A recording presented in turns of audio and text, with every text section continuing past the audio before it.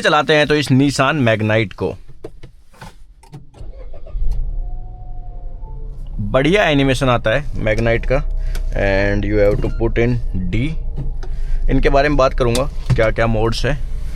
और देखो अगर आपकी चाबी की बैटरी लो हो तो भी ये MID में शो करता है। सबसे पहले बात करते हैं भाई गाड़ी की विजिबिलिटी की। तो देखो बड़ा सारा डैशबोर्ड है। डैशबोर्ड थोड़ा सा ड्राइवर की तरफ टिल्टेड है। अच्छे मटेरियल्स यूज किए गए हैं। नीट एंड क्लीन डिजाइन है। सो देखने में डैशबोर्ड गाड़ी का सुंदर लगता है। काफी बड़ा डैशबोर्ड लगता है। एंड जब आप एक सही पोजीशन पे बैठे हो तो बोनट लाइन भी आपको दिखती रहेगी। तो विजिबिलिटी गाड़ी में अच्छी है। लगता है कि हाँ एक SUV काइंड ऑफ गाड़ी जो है वो आप ड्राइव कर रहे हो। फिर ORVM जो है वो भी बढ़िया है। अगर आप A पिलर देखते हो तो ये भी ज्यादा बड़े नहीं है। वो ब्लाइंड स्पॉट टाइप वाली चीजें जो है वो मुझे अभी तक नहीं लगी। पिछले 10 दिन से मैंने इसको सिटी में, हाईवे में, अपने गांव के रास्तों पे सब कहीं चलाया। 10 दिन से मैं इसी गाड़ी को लेके घूम रहा हूँ तो कोई दिक्कत नहीं है विजिबिलिटी वाइज तो किसी भी तरह की। और अगर आप बटन्स वगैरह देखोगे रीच में है कि नहीं है तो हर एक चीज प्रॉपर रीच में है। यहाँ पे लेफ्ट साइड में आपके मीडिया के कंट्रोल जो है वो सारे एकदम परफेक्ट काम करते हैं। राइट साइड में क्रूज कंट्रोल से रिलेटेड जितनी भी चीजें हैं वो सब आप आराम से टैप कर सकते हो, टच कर सकते हो। बटन्स वगैरह सब बढ़िया काम करते हैं। फिर वाइपर है, अपने हेडलैम्प्स है, ऑटोमेटिक हेडलैम्प्स के फीचर भी आते हैं। ये सब चीजें भी रीच में। ऑल्सो स्टीयरिंग को भी आप टिल्ट के हिसाब से एडजस्ट कर सकते हो। टेलीस्कोपिक एडजस्टमेंट तो नहीं आता गाड़ी में। हाँ एक चीज है, क्रूज कंट्रोल का जो एक बटन है ना वो हल्का सा आपको इस तरफ देखने के लिए मिलेगा क्रूज कंट्रोल का और ट्रैक्शन का। ट्रैक्शन की तो चलो इतनी खास कोई जरूरत नहीं पड़ती, बट क्रूज कंट्रोल अगर आपको बार बार ऑन ऑफ करना है तो फिर आपको अपना हाथ यहाँ पे ले जाना पड़ेगा। वो थोड़े दिनों बाद आपको आदत हो जाएगी तो ऑटोमेटिकली जो है वो आपका हाथ चला जाएगा, क्योंकि काफी सारे बटन्स नहीं है और 3 बटन्स और बड़े बड़े साइज के बटन्स है। तो अच्छा आपको रोड से नजर हटा के वहां पे देखने की जरूरत नहीं है। ORVMs के कंट्रोल, पावर विंडोज के कंट्रोल वो सब आपके यहाँ पे ड्राइवर डोर पे आते ही है।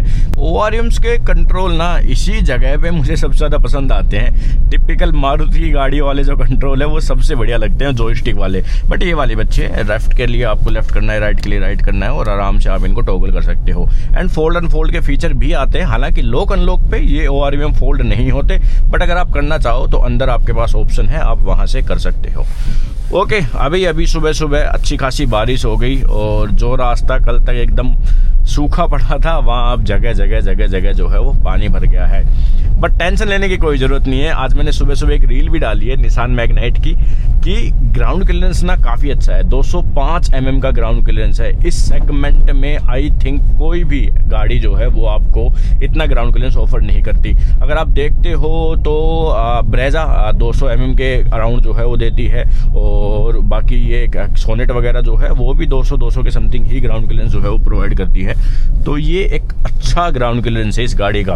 व्हील बेस भी बढ़िया है, ब्रेजा के जितना 25 mm का व्हील बेस है और उससे बेटर ग्राउंड क्लियरेंस है। तो आई थिंक कि खराब रास्तों पे आपको सोचने की जरूरत नहीं है। सस्पेंशन की मैं बात करूंगा थोड़ी देर बाद कि सस्पेंशन कैसा है, कहाँ जो है वो थोड़े नेगेटिव्स है और कहाँ पॉजिटिव बिहेव करता है, वो सब चीजों पे भी आएंगे। सो अर्गोनॉमिक वाइज सॉर्टेड है गाड़ी।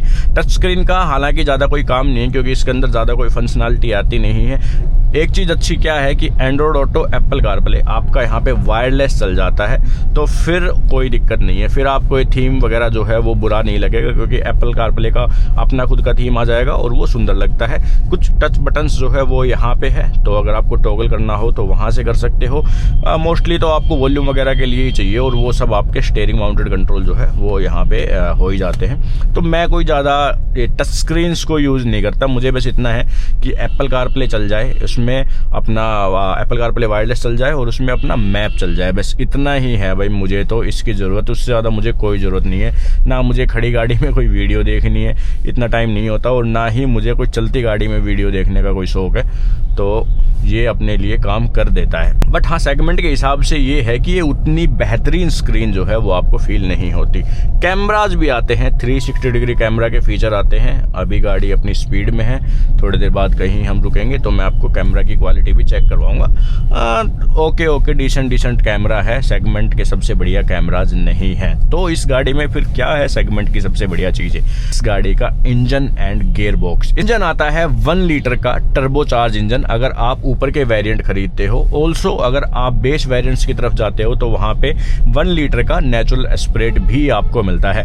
कौन सा इंजन आपको लेना चाहिए वो भी मैं वीडियो के लास्ट में आपको बताऊंगा, ताकि एक क्लियरिटी रहे कि हाँ जी हम कोई गलत चीज़ ना खरीद ले। तो 1 लीटर का ये टर्बोचार्ज इंजन 100 PS की पावर जनरेट करता है एंड 143 न्यूटन मीटर्स का टॉर्क जनरेट करता है। अब पावर फिगर्स आप देखोगे तो काफ़ी डिसेंट पावर फिगर्स है। 1.5 लीटर के नेचुरल एस्पिरेट इंजन जो ब्रेजा में आते हैं वो जनरेट करते हैं अराउंड 100 PS, एंड जो अपने 1.2 लीटर के किया सोनेट में, वेन्यू में जो नेचुरल एस्पिरेट आते हैं, या फिर आप पंच को भी इससे कंपेयर करते हो तो 1.2 लीटर के जो नेचुरल एस्पिरेट आते हैं वो अराउंड 88 PS 85 PS के समथिंग की पावर जो है वो जनरेट करते हैं। हाँ, पंच में और वेन्यू सोनेट में अभी आपको टर्बोचार्ज इंजन जो है वो भी मिलने लगे हैं। वेन्यू सोनेट में पहले मिलते थे लेकिन उनमें वो काफ़ी महंगे हैं। एंड पंच की अगर आप बात करते हो तो पंच में 1.2 लीटर में फिर 120 PS की पावर जो है वो आपको मिलती है।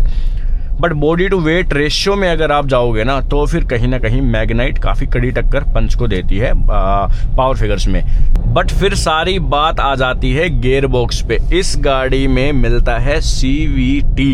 ये एक मात्र SUV है जो इतने प्राइस में आपको एक CVT गियर बॉक्स दे रही है। इसके अलावा अगर आप देखते हो तो फिर होंडा अमेज एक सेडान है, और सेडान का तो आपको बताइए कि भाई चलाना मुश्किल हो गया है। मेरे खुद के पास होंडा अमेज है, मैं पिछले 5 साल से उस गाड़ी को यूज़ कर रहा हूँ, और अभी मैं आपको एक गड्ढा दिखाऊंगा। ये रेगुलर रोड है जिसपे मैं डेली आना जाना है मेरा। अगर मैं घर से निकलता हूँ, वो पीछे मार्केट का एरिया गया और उसके बाद मैं जा रहा हूँ अभी गुड़गांव की तरफ, सिटी की तरफ, तो इस रास्ते से मुझे जाना ही जाना पड़ता है। मेरे पास कोई ऑप्शन नहीं है। और यहाँ पे डिजायर वाले को देखना, बेचारा कैसे बच बच के निकालेगा ना अपनी गाड़ी को। और अच्छी ग्राउंड क्लियरेंस वाली गाड़ी हो तो देखो मैं एकदम बीचों बीच जाऊंगा, बिल्कुल भी मेरे को स्टीयरिंग इधर उधर करने की जरूरत नहीं। मेरी गाड़ी अपने आप टैकल कर लेगी और आराम से निकल जाएगी, कुछ भी सोचने की जरूरत नहीं है। तो इन रास्तों में फिर आप वो काइंड ऑफ सेडान कह लो या फिर जिन गाड़ियों का ग्राउंड क्लियरेंस कम है उनको भाई नहीं चला सकते। पूरे शहर की हालत ख़राब है, पूरे शहर की। उस तरफ चला जाऊं मैं या फिर मैं वापस उधर दारोडा की तरफ चला जाऊं, कोई भी रास्ता ऐसा नहीं है जहाँ पे गड्ढे ना हो। इतना बुरा हाल है। और पानी बारिश के टाइम में तो इतना भर जाता है कि भाई सेडान के तो बोनेट के ऊपर पानी आ जाता है। मैं थोड़ा फ्रस्ट्रेटेड हो गया हूँ अपनी गाड़ी से, इस वजह से इतना लंबा बोल गया। तो हम कहाँ थे? हम थे CVT के ऊपर। तो CVT मैग्नाइट में मिलता है आपको सिर्फ। CVT के क्या क्या फायदे हैं वो पहले गिनवा देता हूं ताकि आपको फिर आसानी हो। सबसे पहली चीज तो CVT एक काफी सिंपल गियरबॉक्स सिस्टम है, ज्यादा कोई कॉम्प्लिकेटेड चीजें इसमें नहीं है। महंगा है, AMT से कॉम्प्लिकेटेड है, बट फिर भी जो DCT एंड टॉर्क कन्वर्टर्स आते हैं उनके जितना नहीं है। तो ये जो है वेट कम होता है इसका गियरबॉक्स का, जिस वजह से गाड़ी का वेट ओवरऑल कम होता है। दूसरी चीज CVT जो है वो उसमें कोई गियर्स नहीं होते, तो RPM बैंड्स जो है वो बिल्कुल ठीक रखता है। आप सिटी ट्रैफिक में हो, आप हाईवे ट्रैफिक में हो, जिस वजह से माइलेज आपको काफ़ी डिसेंट ये निकाल के दे देता है। थर्ड चीज़, अगर आप हिल्स में चलाते हो CVT को तो वहाँ पे भी ये काफ़ी अच्छा परफॉर्म करता है, क्योंकि वो गियर हंट नहीं होते, बार बार अप एंड डाउन नहीं करता, जिस वजह से भी जो है वो एक बेटर परफॉर्मेंस देता है।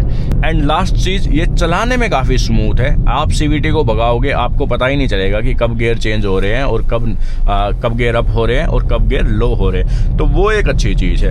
CVT नहीं मिलता भाई, कोई नहीं दे पा रहा है इस प्राइस में कि 1,20,000 के करीब सिर्फ गियर बॉक्स के लिए दूसरी कंपनियां चार्ज करती है। आप देखोगे मिलता सब में है, किया हुंडई ग्रुप की सभी गाड़ियों में है ये। आप होंडा की गाड़ियां देख लो, अमेज देख लो, एलिवेट देख लो, उनमें भी है। और भी काफी कंपनियां जो है वो CVT गियर बॉक्स प्रोवाइड करती है, बट इस प्राइस में ये एक मात्र SUV है जो आपको CVT गियर बॉक्स देती है। सिटी में, हाईवे में, दोनों में परफेक्टली जो है वो ये गियर बॉक्स काम करता है। तो वो एक सबसे बड़ा प्लस पॉइंट है और इस निसान मैग्नाइट का। और इस टर्बो इंजन के साथ जब ये पेयर करके आ रही है ना तो बिल्कुल आपको एफर्टलेस ड्राइविंग जो है वो दे रही है। अभी देख लो, मैं तब से आपके सामने चलाता आ रहा हूँ, आपको ना पता चला होगा कि गाड़ी ने कहीं झटका लिया, कुछ भी नहीं, ना कोई आपको इंजन नॉइज सुनाई देगी ना कुछ और। फ्लुएंटली गाड़ी आराम से चलती है और अच्छी स्पीड जो है वो भी गेन करती है। मेरी लिस्ट में ना निसान मैग्नाइट नहीं थी भाई। अगर कोई मेरे से पूछ रहा था कि भाई 10-11 लाख रुपए की कौन सी गाड़ी लूँ मैं, तो मैं सोच में पड़ जा रहा था। मैं यार क्या लोगे आप अगर ऑटोमेटिक चाहिए, क्योंकि मोस्टली सब AMT देते हैं। ये मैंने चलाई नहीं थी ये गाड़ी। आज जब मैंने चलाया है, मतलब इस वीक में जब मैंने इसको चलाया है, तो अब मेरी रिकमेंडेशन लिस्ट में सबसे ऊपर है। अगर कोई मेरे को ये पूछे कि भाई मेरे को एक ऑटोमेटिक गाड़ी चाहिए, तो मैं उसको निसान मैग्नाइट की तरफ जो है वो भेजूंगा। और सिर्फ ऐसा नहीं है कि ये टॉप टॉप एंड वेरिएंट में CVT देते हैं, ये अपने तीसरे चौथे वेरिएंट से CVT देते हैं और प्राइस भी एक शोरूम अराउंड 9 लाख रुपए के करीब उसका पड़ता है। डिस्काउंट आपको मिल जाता है निसान मैग्नाइट पे। तो ये मत सोचना कि यार आप जो गाड़ी दिखा रहे हो वो तो ऑन रोड 13 लाख रुपए की जा रही है और आप बात कर रहे हो 10-11 लाख रुपए की, तो वो डिस्काउंट आप ले सकते हो। जब गाड़ियाँ कम सेल होती है तो कंपनी जो है वो थोड़ा उस पर ऑफर रखती है, तो आपको अच्छे प्राइसिंग पे ये गाड़ियाँ मिल जाएगी। चलिए अब बात करते हैं कि कैबिन में आवाज़ किस किस चीज़ की आती है, क्या क्या चीज़ आपको परेशान करेगी। तो देखो, इंजन की अगर अपन बात करें तो आराम से चला रहे हो कोई आवाज़ नहीं, एक बार स्टार्ट करते हो तब आवाज़ आती है, हल्का सा जब आपका इंजन उठेगा तो फिर आपको आवाज़ आएगी, उसके बाद एकदम साइलेंट जो है वो आपको फील होने वाला है। एक्चुअली मैं बोल क्यों रहा हूँ, मैं आपको करके दिखाता हूँ। एक बार अपन साइड में रोकते हैं और फिर एक बार स्टार्ट करके इंजन एंड कहाँ कहाँ पे गियर चेंज हो रहे, कितने RPM तक ये जा रहा है, वो चीज़ें देखते हैं। ओके, सो बंद कर दी है मैंने गाड़ी पार्क मोड में डाली एंड स्टार्ट। अच्छा, अगर पार्क मोड में नहीं डालोगे ना तो गाड़ी आपकी स्टार्ट नहीं होगी, ये भी ध्यान रखना। जैसे स्टार्ट हुई, थोड़ी सी एक बार इंजन स्टार्ट होने की आवाज़ तो हर गाड़ी में आती है, उसके अलावा आपको स्टीयरिंग के ऊपर कोई भी वाइब्रेशंस जो है वो नहीं मिलेंगे। आप देखोगे पैडल्स के ऊपर, तो पैडल्स के ऊपर भी कोई भी वाइब्रेशंस नहीं है। एक चीज़ इस गाड़ी में है, देखो ये ब्रेक है ना, जब मैं प्रेस करूंगा हल्का सा तो उस तरफ जो है वो आवाज़ आती है, सुनना एक बार, सुन रहे हो? ये एकमात्र ऐसी गाड़ी है जिसमें मेरे को आवाज़ सुन रही है, उसके अलावा किसी में आवाज़ नहीं सुनती। ब्रेक मैंने प्रेस किया and I put in D, RPM देख लो 1000 RPM से नीचे, तो लगभग 700-800 RPM के आसपास जो है वो ये गाड़ी ले रही है। जैसे ही मैं ब्रेक पैडल से पैर हटाऊंगा गाड़ी अपनी क्रॉल करने लगेगी एंड फिर मैं एक्सेलेरेट करता हूं। देखो, इसने गियर चेंज भी कर लिया और आपको पता भी नहीं चला। आप RPM मीटर देखते रहना, जैसे ही 2000 के पास जाएगा तब गियर चेंज करेगी और फिर नीचे आएगी, बट हल्का सा भी जो है वो आपको झटका नहीं लगता अगर आप जेंटली जो है इसको एक्सेलेरेटर पैडल को प्रेस करते हो तो।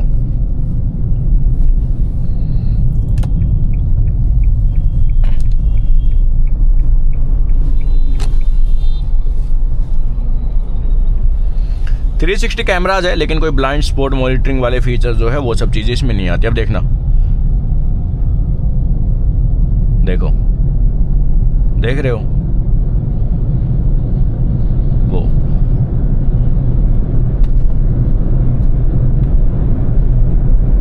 2000 RPM से ऊपर जा ही नहीं रही गाड़ी। 2000 RPM के नीचे ही गियर चेंज हो जा रहे हैं इसके, अगर मैं इसको पुल नहीं कर रहा तो। आराम से 76 जो है वो अभी रीच कर चुकी है, बिल्कुल जेंटली प्रेस करने पे। और अभी देखो थोड़ा सा मैं पुश कर रहा हूँ,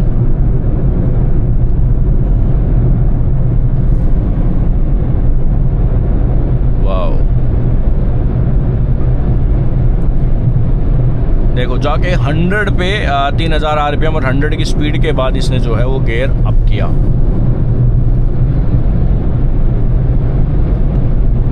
इजी बीजी, एकदम इजी है इस गाड़ी को ड्राइव करना, एकदम इजी। अगर आप बम्पर टू बम्पर ट्रैफिक में ड्राइव करते हो ना एक CVT गाड़ी को, तो आपको बिल्कुल भी जर्क्स महसूस नहीं होंगे और वहाँ बहुत बढ़िया आपको फील होने वाला है, एकदम मक्खन चलेगी गाड़ी। हॉर्न सुन लो, हॉर्न भी काफ़ी अच्छा है गाड़ी का। NVH लेवल्स पे थे, सॉरी, हम इंजन पे आ गए, तो इंजन की बात भी हमने लगभग कर ली है। NVH की अगर बात करें तो गाड़ी जो है ना वो टायर की नॉइस आती रहेगी अगर इस तरह का रोड है तो। ये NH48 है, बट इसकी कंडीशन आजकल कुछ ठीक नहीं चल रही बेचारे की। अगर बिल्कुल ही एकदम नया रोड है, प्लेन रोड है, तो फिर आपको इतनी आवाज़ नहीं आएगी, बट हाँ ऐसे आपको धीरे धीरे टायर की नॉइस जो है वो आती रहेगी। विंड ब्लास्ट गाड़ी में इतने नहीं है क्योंकि एक क्रॉसओवर टाइप का इसका डिज़ाइन है। इंजन की आवाज़ अगर आप नॉर्मली चल रहे हो तो आपको कोई भी इंजन की आवाज़ नहीं सुनाई देगी, बट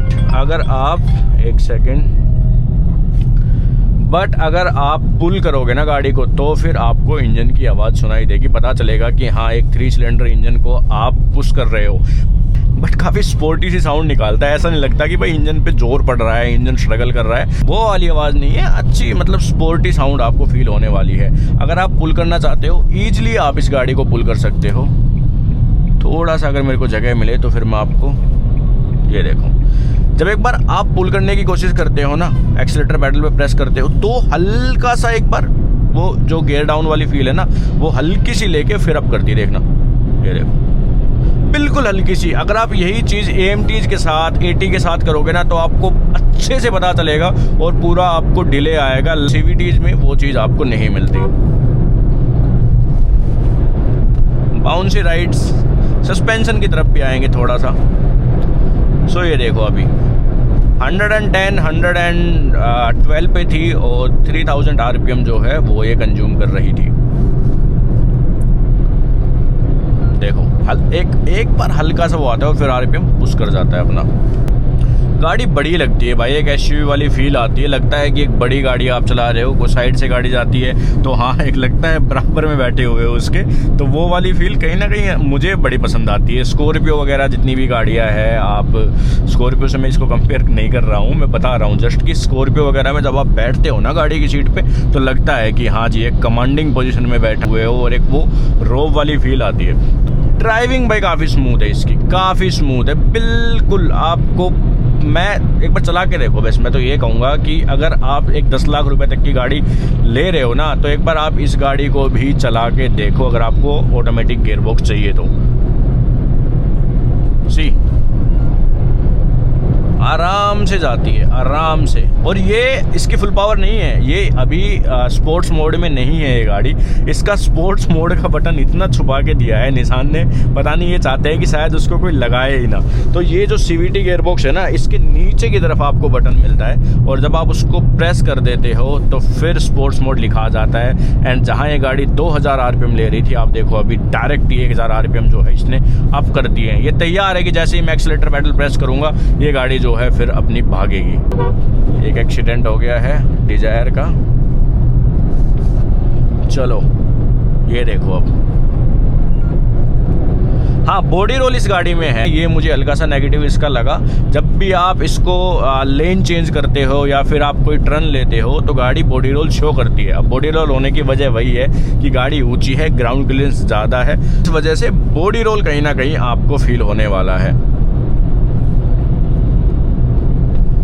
लाइट्स LED आती है, काफ़ी ब्राइट लाइट्स है। और ब्रेजा वाले भाई ने कुछ सोच रखा है कि शायद मैं इसको साइड नहीं दूंगा, तो भैया हम इधर से चले जाएंगे।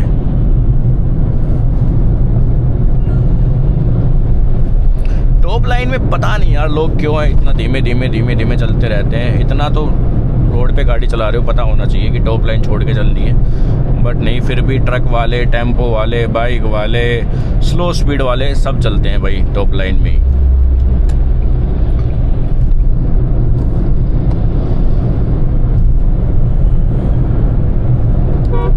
स्टीयरिंग फीडबैक भी अच्छा है, डिसेंट है, आराम से सिटी में जो है वो लाइट वेट रहता है, हाईवे पे अच्छी स्पीड आ जाती है। बट फिर भी एक अगर आप वो फील चाह रहे हो एकदम की स्टीयरिंग पूरा ही एकदम कड़क जवाब दे, आपको पूरा रिस्पॉन्सिव हो, वो हल्का सा मिस यहाँ पे लगने वाला है। स्टीयरिंग फीडबैक और थोड़ा बेटर अगर होता तो बढ़िया रहता। अभी इन 10-12 दिनों में ना इस गाड़ी को मैंने 375 ये ट्रिप है और इससे पहले एक ट्रिप हमने रीसेट की थी अराउंड 270 किलोमीटर्स की।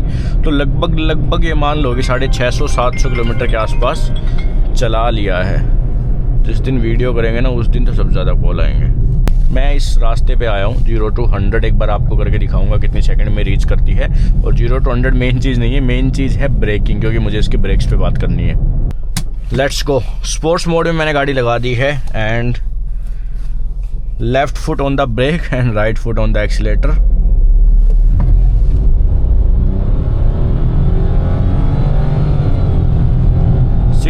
RPM तक जाती है एंड ये 92। आगे मुझे थोड़ा सा रास्ता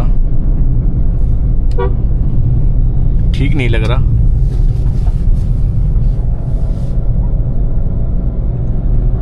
Let's do the brake test at 70 and 80.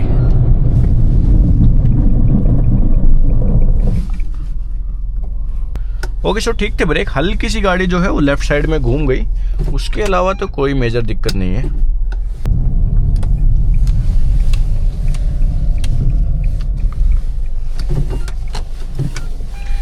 एक चीज़ और, मुझे ऐसा लगता है कि सब गाड़ियों में सबसे आगे रिवर्स होना चाहिए और सबसे नीचे डी होना चाहिए, लेकिन इसमें सबसे आगे पार्क है और सबसे नीचे जो है वो एल मोड है। एल मोड क्या करता है वो भी थोड़ी देर में बताऊंगा आपको।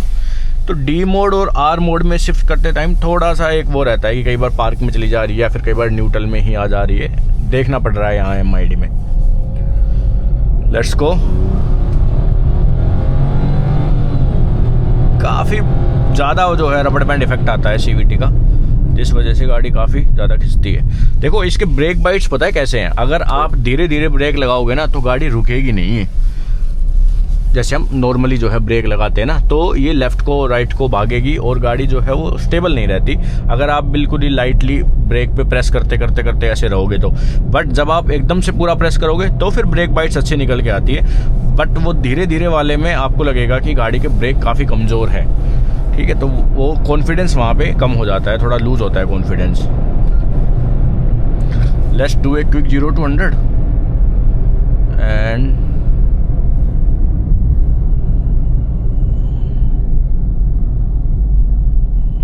Let's do from 30। ये देखो, देखना कितना खींचेगा, देखो बिल्कुल एकदम 6000 RPM तक खींच गया। और फिर से देखो,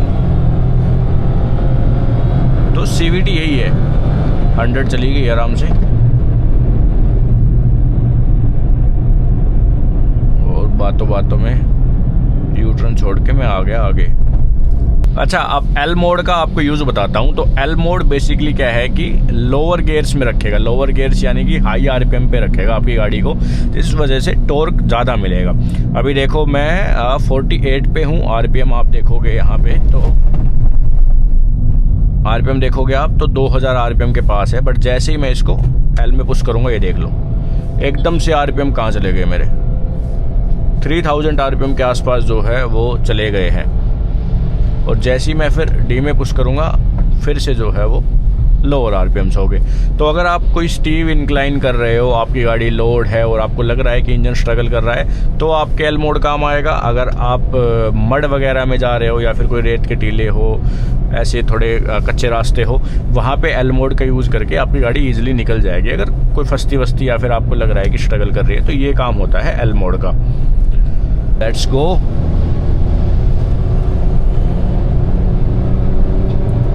फर्स्ट क्लास जाती है, 100 आराम से रीच कर जाती है, 100 की स्पीड तक आपको कोई दिक्कत नहीं है। और वही जैसा मैंने आपको ब्रेक्स का बताया, थोड़े ज़्यादा दबाने पड़ते हैं ब्रेक्स। यहाँ से यू टर्न ले ले क्या,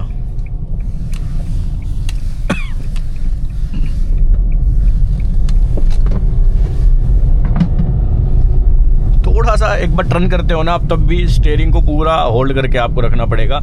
स्टीयरिंग रिस्पॉन्सिव थोड़ा कम है। अरे भाई आगे आ जाना है क्या।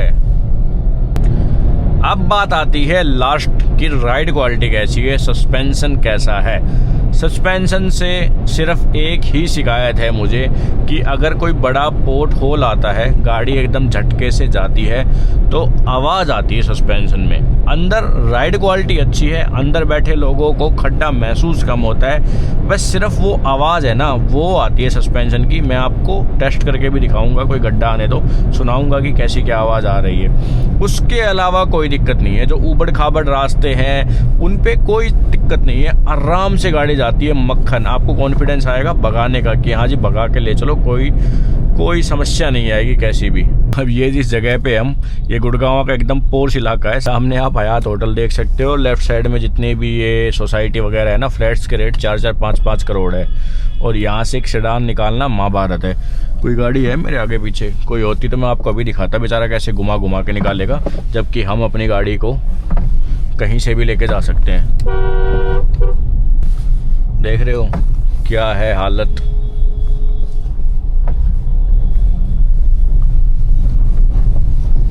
ओके, सो ये सब कुछ था इस निसान मैग्नाइट के ड्राइव रिव्यू में। चलिए चलते हैं अब कंक्लूजन पर। अब बारी है कंक्लूजन की कि क्यों आपको ये गाड़ी लेनी चाहिए और क्यों नहीं लेनी चाहिए। क्यों लेनी चाहिए उसके तो सारे रीजंस मैंने आपको बता दिए। एक इंजन वाला पॉइंट हमारा रह गया था कि आपको नेचुरल एस्पिरेट कंसीडर करना चाहिए या फिर आपको ये टर्बो पेट्रोल कंसीडर करना चाहिए। देखो, अगर आपका बजट ही नहीं है, अगर आपका बजट ही है 6.5 लाख रुपए का और आपको ए पॉइंट से बी पॉइंट तक जाना है, आपको गाड़ी चलाने से कोई मतलब नहीं है कि कैसी चल रही है कैसी नहीं चल रही, बस मेरे को एक जगह से दूसरी जगह पहुंचना है, तो आप इसका नेचुरल एस्पिरेट कंसीडर कर सकते हो। अदरवाइज अगर आपको थोड़ा भी गाड़ी चलाना पसंद है तो वो इंजन आप ना लेके इस टर्बोचार्ज इंजन की तरफ जाओ। एंड अगर आप सिटी में रहते हो, बम्पर टू बम्पर ट्रैफिक में चलते हो, तो फिर आपके CVT बड़ा काम का है, आपको इस CVT ही लेना है, फिर मैनुअल के ऊपर नहीं जाना। और क्या नेगेटिव है इस गाड़ी के बारे में, इनका सर्विस नेटवर्क जो है वो काफ़ी कम है, तो बड़ी सिटी में ही सर्विस सेंटर जनरली मिलते हैं या फिर काफ़ी दूर आपको सर्विस करवाने के लिए गाड़ी की जाना पड़ेगा, वो एक डिमेरिट है। पार्ट्स जो है उसकी अवेलेबिलिटी लोकल मार्केट में उतनी नहीं रहती। एंड तीसरी चीज़ आती है फिर रीसेल वैल्यू। रीसेल वैल्यू उन गाड़ियों की जनरली कम होती है जो गाड़ियाँ ऑलरेडी कम बिक रही है। नई गाड़ी ही कम बिकेगी तो फिर वो पुराने मार्केट में भी कम ही बिकेगी, लोग उसको लेना पसंद नहीं करेंगे। तो एक बार अगर आप ये गाड़ी ले रहे हो तो ये सोच के लेना कि मैं 7-8 साल इस गाड़ी को यूज़ करूँगा, तब जाके अपना पैसा वसूल करेगी। अगर आपका ये है कि 2-3 साल 4 साल में ही आप गाड़ी सेल कर देते हो तो वहाँ पे इसकी वैल्यू आपको कम मिलेगी और इसका पूरा बेनिफिट आप नहीं उठा पाओगे। तो ये कुछ पॉइंट्स थे इस निसान मैग्नाइट के बारे में। मुझे ये गाड़ी सच बता रहा हूँ काफ़ी वैल्यू फॉर मनी प्रोडक्ट लगा है। मैंने अब पिछले 10-15 दिन में जितना इसको चलाया है, मुझे ये गाड़ी लगती है कि हाँ आपका पैसा वसूल करके देगी। बाकी अगर आपका कोई सवाल है तो आप कमेंट सेक्शन में हमसे पूछ सकते हो। इस गाड़ी से रिलेटेड, किसी भी गाड़ी से रिलेटेड अगर आपकी कोई भी क्वेरी है तो वो आप हमसे पूछो, हम आपकी हेल्प करेंगे। एंड वीडियोज़ आप देखते रहो। Thank you so much for watching this video. मिलते हैं आपसे नेक्स्ट वीडियो में। सब्सक्राइब जरूर कर लेना।